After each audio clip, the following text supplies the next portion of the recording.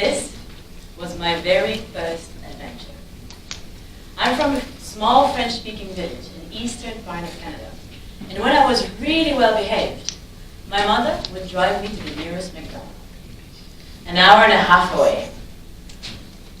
It would take almost half day. What an adventure. Today, the talk will be about how I found my personal happiness and my professional fulfillment living what I call the adventure map. MAP stands for mindset, area, and people.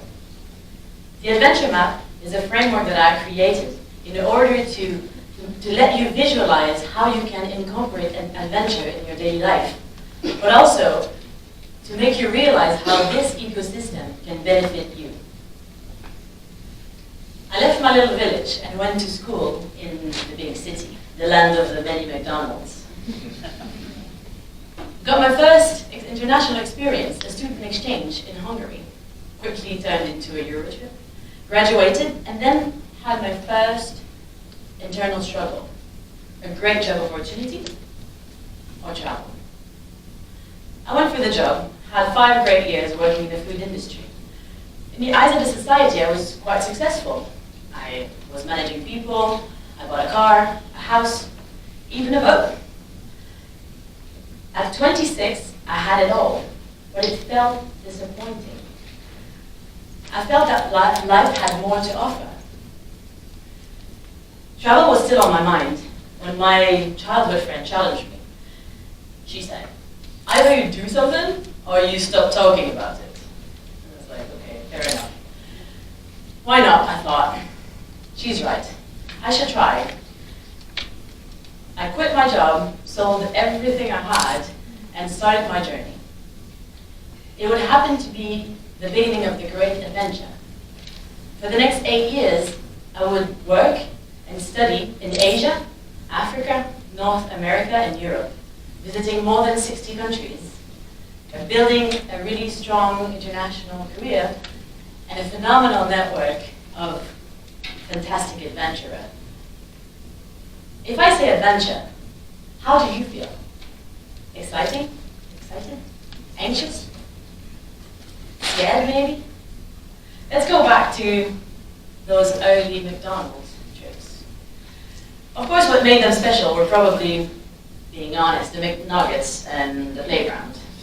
But really, what made them an adventure were 3 things. First, novelty. Didn't happen often because it was that far.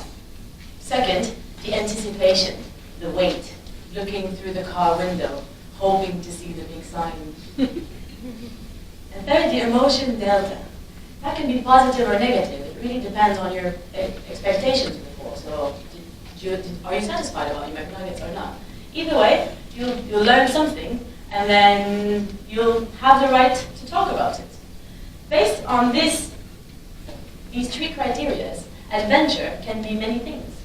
It can be your regular adrenaline, extreme sports, but it can also be just a regular activity that you're practicing elsewhere. Golf, even yoga can be.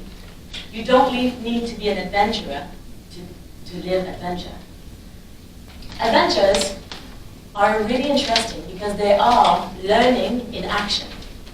This emotion delta is actually implying that there's some sort of an acquisition of an information that is tied to an exciting event, which should normally lead to at least curiosity or interest. What do you guys remember from your last history class? Not much.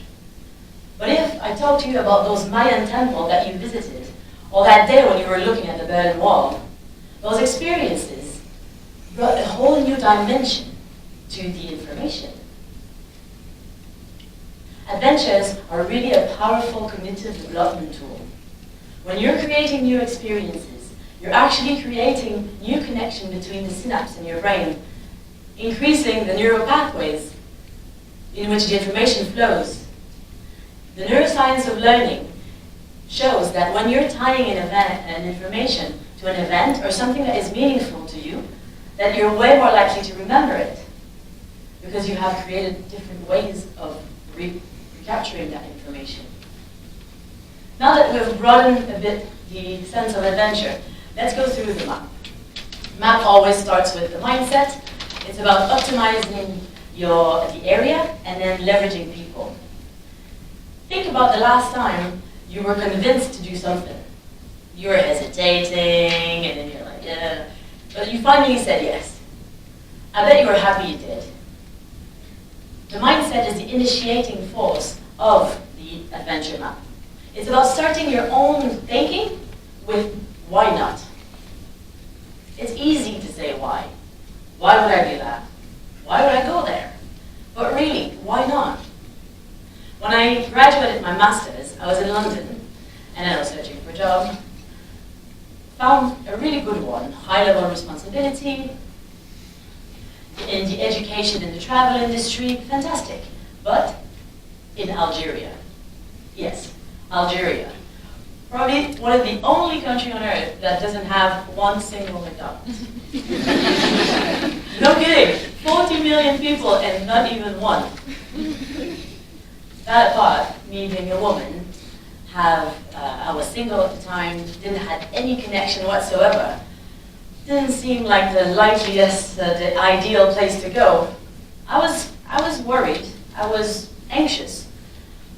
But I told myself, why not? And I went, stayed a little while in Algeria, and I can tell you, if you managed successfully a business in Algeria, I think you can do anything. Because in Algeria, every day is an adventure.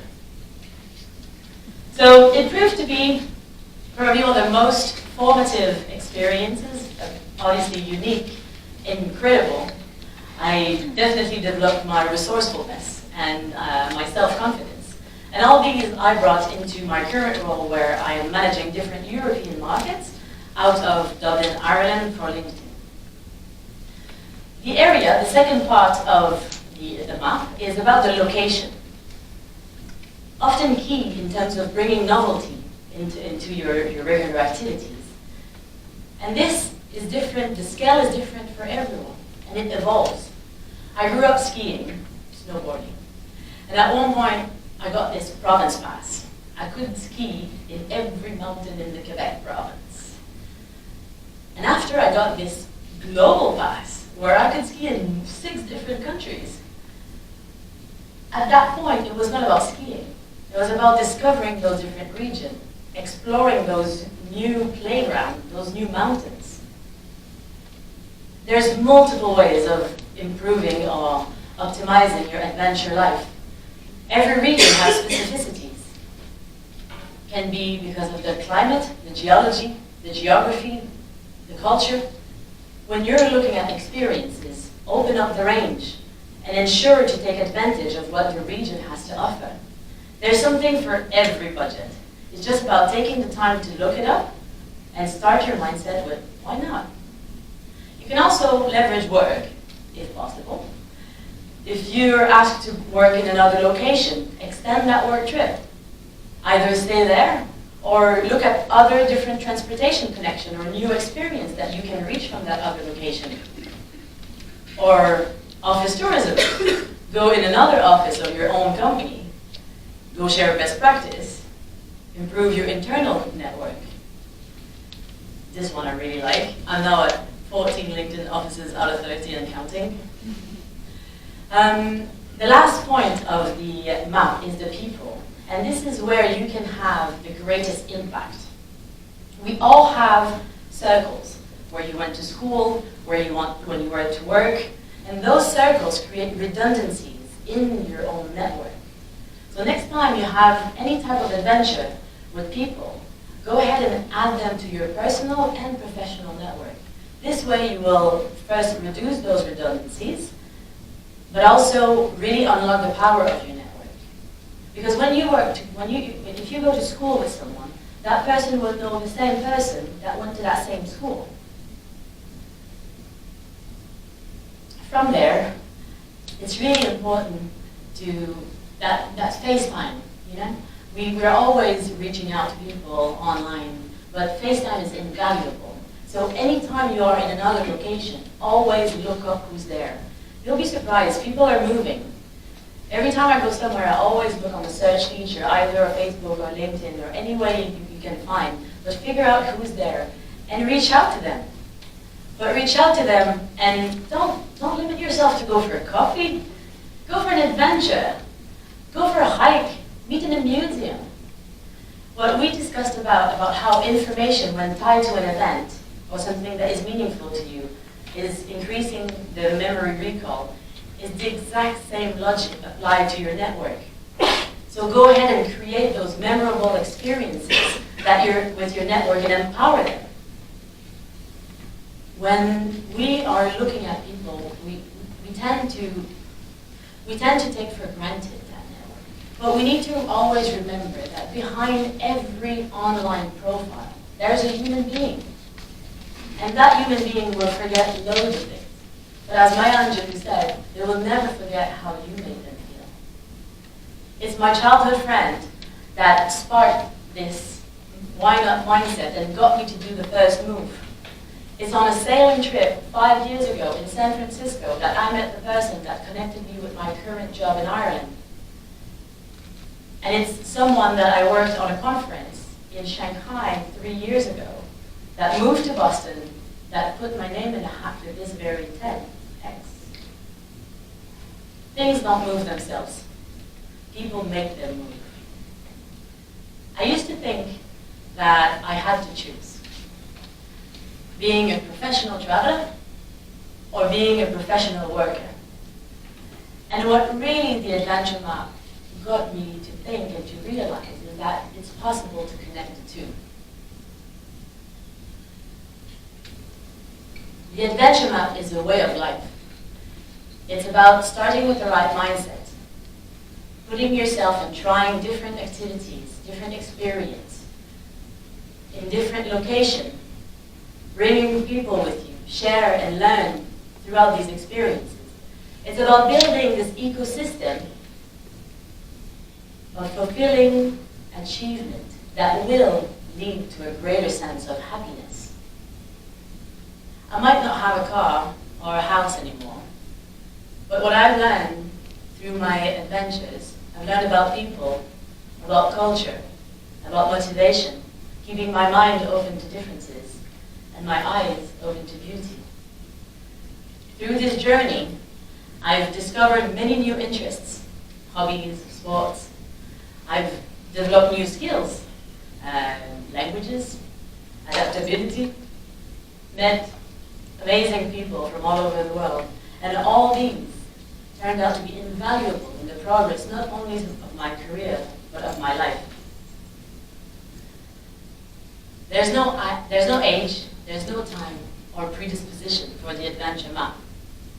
Mine started rocking the playground of the McDonald's in Eastern Canada and evolved to now me considering the entire world as my new playground.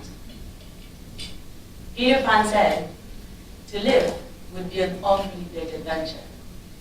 We all have one life to live, but if we do it right, one is more than enough.